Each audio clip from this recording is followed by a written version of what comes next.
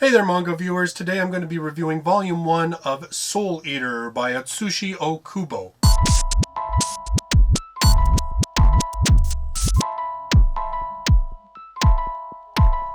This story focuses on two types of characters.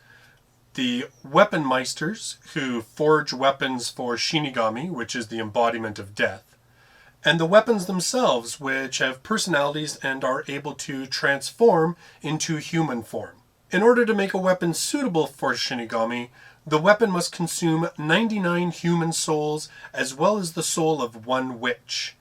They must do it in exactly that order or else they have to start all over again. The main characters in this manga are Maka, the Scythe Master, along with her scythe, Soul Eater, Black Star, along with the demon shadow weapon Tsubaki, and Death the Kid, which is Shinigami's son, and his twin pistols, Liz and Patty. This volume contains 3 prologues, each focusing on each of those 3 teams, and sort of giving you the idea of how they are both capable and incapable, because when we get into the actual story proper, Maka and Black Star are both in danger of being expelled from the school that trains the Weapons Meisters, and they are being sent on a mission that they're told, if you don't make it on this mission, you're out.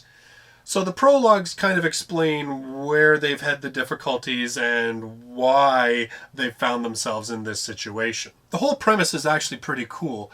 It takes place in a spirit realm where the Weapons Meisters hunt infamous human souls. For instance, Maka in the very first story comes up against Jack the Ripper. There is Al Capone. There's Rasputin. There's all sorts of different infamous characters, but of course because they're in the spirit realm they're slightly different. They have a bit of a hyper-realized version of themselves. In terms of the actual art, this manga has a lot of action. So there's a lot of fluid lines, a lot of the speed lines that you have, a lot of interesting character poses. So it adds this really cool fluid motion to the book. But on the flip side, to overemphasize the character's emotions and shock and so forth, it has that really blocky caricature artwork as well when it's using those sort of the mouth dropped to the floor kind of expressions and over-exaggerated anger, frustration, and so forth. However, particular attention is given to some of the more attractive and, shall we say, developed ladies in this manga. It does have its fair share of fan service, though thankfully it's not the entire point of the manga. It's just sort of thrown in to titillate and at some points advance the plot. Advance the plot with fan service? Yeah, kind of, but so it's not the whole point though, so there's lots more in this manga to enjoy aside from the fan service itself. I'm really actually curious to see where the manga goes from here. My hope is that it doesn't just become a monster of the week type of manga where they just hunt down a particular person every single week and that there's no larger story at play.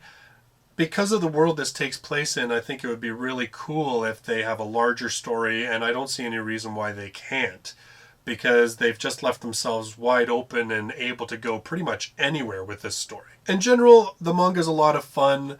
The artwork is cool. The story is pretty neat. The characters are capable, but at the same time incredibly fallible.